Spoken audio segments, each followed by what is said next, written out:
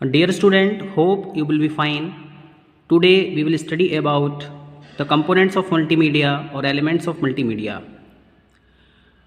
Yesterday we have discussed about the definition of multimedia, in which we have studied about that multimedia is a way by which we can present information to the intended user with the help of text, images, audio, video and animation. Multimedia basically है क्या? एक interactive media है जो कि हमें multiple ways provide करता है, जिसके थ्रू हम इंफॉर्मेशन को रिप्रेजेंट कर सकते हैं यूज़र के सामने। मल्टीमीडिया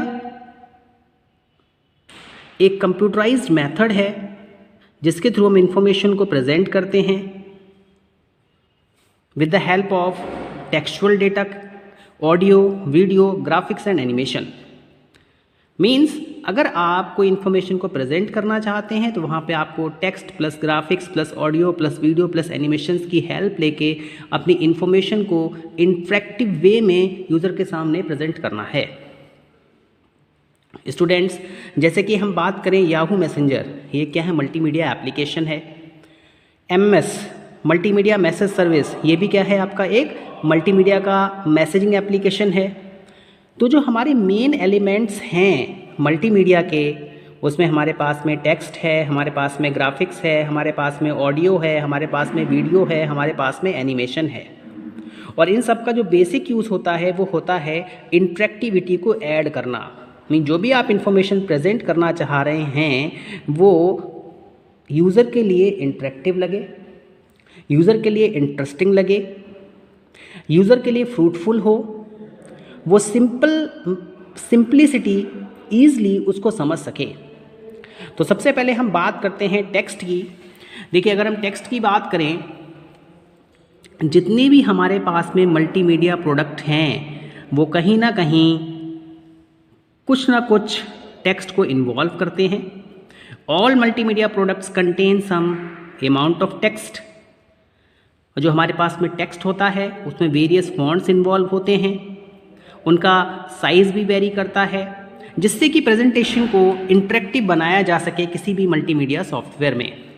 देखिए, अगर हम मल्टीमीडिया सॉफ्टवेयर्स की बात करें तो आप कह सकते हैं कि एडोबी का हमारे पास में फ्लैश होता है, तो वहाँ पर आप फॉन्ट्स को रिसाइज कर सकते हैं, हम PPT प्रेजेंटेशन बना सकते हैं विंडोज़ में। तो स्टूडेंट्स, टेक्स्ट क्या है? एक इम्पॉर्टेंट एलिमेंट है किसी भी मल्टीमीडिया प्रोडक्ट का। टेक्स्ट को हम वेरियस फॉर्मेट्स में प्रेजेंट कर सकते हैं। हमारे पास में टेक्स्ट को प्रेजेंट करने के लिए वेरियस लैंग्वेजेस भी हैं। इसके बाद में स्टूडेंट नेक्स्ट हमारा क्या है? ग्राफिक्स। देखिए, ग्राफिक्स का जो बेसिक यूज़ है वो ये है कि जो भी आप टेक्स्ट यूज़ कर रहे हैं वो इंटरेक्टिव कैसे लगेगा। आपको कहीं पे हेडिंग्स देनी है, आपको कहीं पे स्ट्राइक फीचर्स देना है, आपको कहीं पे अंडरलाइन करना है, आपको कहीं पे टेक्स्ट को सेपरेट करने के लिए कलर्स का यूज़ करना है, तो ये सब ग्राफिक्स का पार्ट होता है। Students, graphics it makes the multimedia application attractive. ये मल्टीमीडिया एप्लीकेशन को एट्रैक्टिव बनाता है। In most cases people do not like reading large amount of textual matter on the screen. ज़्यादातर केसेस में जितने भी हमारे यूज़र्स होते हैं वो स्क्रीन पर लार्ज टेक्स्ट को मतलब ज़्यादा रीडिंग करना पसंद नहीं करते हैं।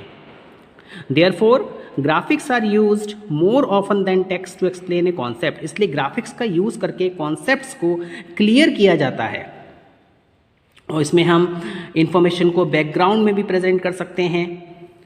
बेसिकली हमारे पास में दो टाइप के ग्राफिक्स होते हैं। एक हमारे पास में बिटमैप ग्राफिक्स है, एक हमारे पास में वेक्टर ग्राफिक्स है।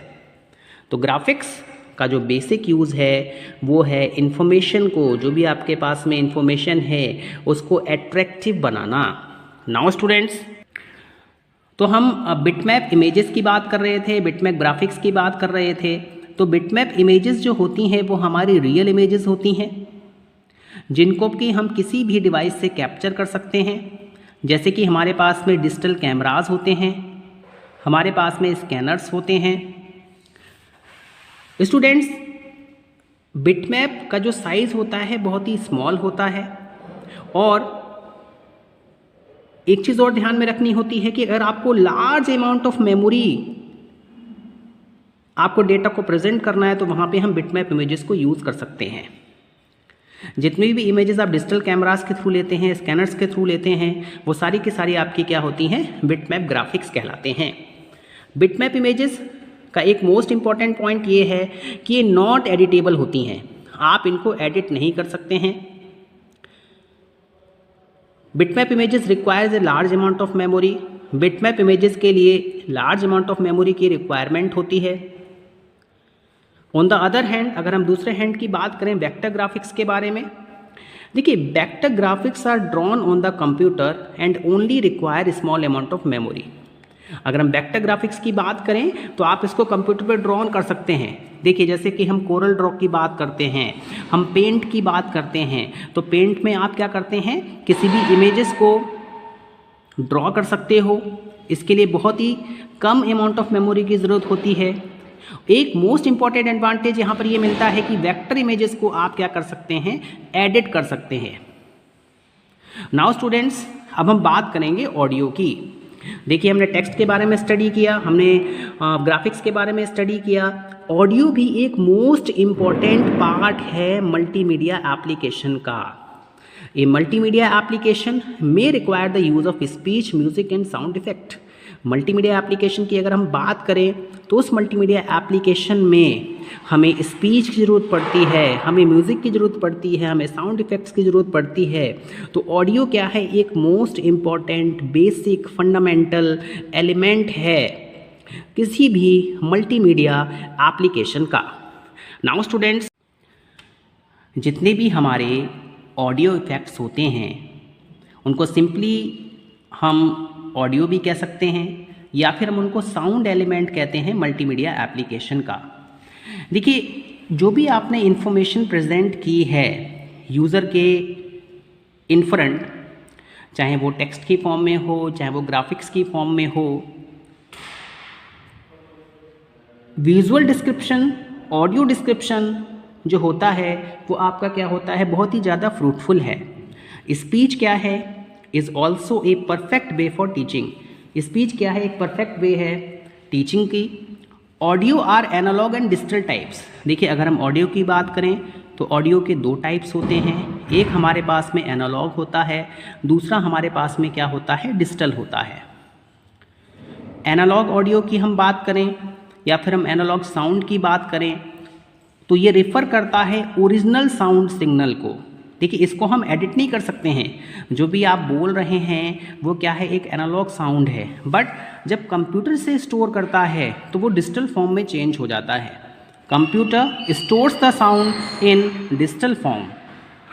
Therefore the sound used in multimedia application is digital audio. हम ये कह सकते हैं कि जो भी आप साउंड इफ़ेक्ट यूज़ कर रहे हैं, जो भी आप ऑडियो इफ़ेक्ट यूज़ कर रहे हैं अपने मल्टीमीडिया एप्लीकेशन में, वो हमारा क्या होता है, डिजिटल फॉर्मेट में होता है।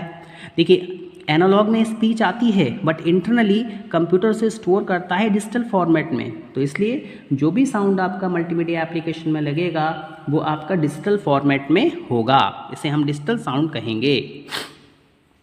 नाउ स्टूडेंट्स, इसके बाद हम बात करते हैं वीडियो की। देखिए बेसिकली वीडियो है क्या, it refers to the moving picture. Video जो है वो रिफ़र करता है मूविंग पिक्चर्स के लिए, चाहे वो आपकी साइलेंट पिक्चर्स हो या फिर आपको वहाँ पे कुछ एनिमेशंस देखने को मिले। We can say that it refers to the moving picture accompanied by sound such as a picture in television. आपने देखा होगा जिस तरीके से पिक्चर टेलीविज़न में मूव करती है उसी तरीके से आप वीडियो इफ़ेक्ट्स भी अपने मल्टीमीडिया एप्लीकेशन में लेके आ सकते हैं। Video elements of multimedia application gives a lot of information in small duration of time. देखिए विजुअल इफ़ेक्ट्स जो होते हैं वो ज़्यादा फ्रूटफुल होते हैं। विजुअल इफ़ेक्ट्स जो होते हैं वो यूज़र को ईजिली समझ में आते हैं इन कंपैरिजन टू टेक्सचुअल और audio effects. Visual representation is more effective in learning and teaching. Students, एक स्मॉल अमाउंट ऑफ टाइम में एक लार्ज इंफॉर्मेशन को आप इजी वे में यूज़र के सामने प्रेजेंट कर सकते हैं with the help of video. Now students, जिस तरीके से हमारा जो साउंड है वो आपका डिजिटल फॉर्मेट में सेव होता है कंप्यूटर्स में, उसी तरीके से जो हमारा वीडियो है वो भी हमारा डिजिटल वीडियो होगा और जो कि हमारा रियल लाइफ ऑब्जेक्ट्स को शो करेगा। Digital video is useful in multimedia application for showing real life objects. Students, digital video file, जितनी भी हमारे पास में डिजिटल वीडियो फाइल्स होती हैं, date can be stored like any other file. जिस तरीके से आप अपनी इमेजेस को स्टोर करते हैं, जिस तरीके से ऑडियो फाइल्स को स्टोर किया जाता है, उसी तरीके से जो वीडियो फाइल्स होती हैं वो भी कंप्यूटर्स में सेव होती हैं और इनकी क्वालिटी भी मेंटेन की जाती है। Students, in comparison to audio files, अगर हम ऑडियो फाइल्स की बात करें, जो हमारी वीडियो क्लिप्स होती हैं, जो हमारी वेक्टर इमेजेस होती हैं, उनको हम ईज़िली एडिट कर सकते हैं। उसमें हम कुछ चेंजेस लेके आना चाहते हैं तो उन चेंजेस को हम ईज़िली इनकॉर्पोरेट कर सकते हैं। तो वीडियो भी हमारा एक most important basic fundamental element है मल्टीमीडिया एप्लीकेशन का। Student, next animation. देखिए, एनिमेशन बेसिकली है क्या? मैंने आपको बताया 2 तरीके की इमेजेस होती हैं। आपने वीडियो के बारे में बताया मैंने कि एक ऐसी पिक्चर है जो कि मूव कर रही है, डेट इज़ डायनामिक। जैसे कि आप किसी सीरियल को वॉच कर रहे हैं टेलीविज़न में या फिर आप कोई लाइव मैच देख रहे हैं। बट सपोज़ आपके पास में कोई स्टैटिक इमेज हो, जैसे कि आप पीपीटी प्रेजेंटेशन की बात कर रहे हैं, वो क्या हमारे पास में एक स्टैटिक इमेज है। आप उसमें किस तरीके से मोशन लेके आएंगे वो हमारा एनिमेशन कहलाएगा। It is a process of making a static image look like it is moving. एक ऐसी प्रोसेस है जिसके थ्रू जो हमारी स्टैटिक इमेज है उसमें हम मूविंग क्राइटेरिया लेके आते हैं। An animation is just like a continuous series of still images that are displayed in a sequence. Animation क्या है? इमेजेस का एक कंटिन्यूस सीरीज है जिसको कि आपने सीक्वेंस में लगाया हुआ है और जो मूव कर रही हैं। स्टूडेंट्स, एनिमेशन की हेल्प से जो भी आपका प्रेजेंटेशन है वो लाइट और अट्रैक्टिव बनता है। Animation is very popular in multimedia application. Animation आपका एक मोस्ट इम्पॉर्टेंट एलिमेंट है मल्टीमीडिया एप्लीकेशन का। तो जो हमारे 5 एलिमेंट्स हैं, टेक्स्ट है, इमेजेस है, ऑडियो है, वीडियो है और एनिमेशन है, ये हमारे मल्टीमीडिया के कंपोनेंट्स हैं, एलिमेंट्स हैं। Hope you understood this lecture. Thank you very much.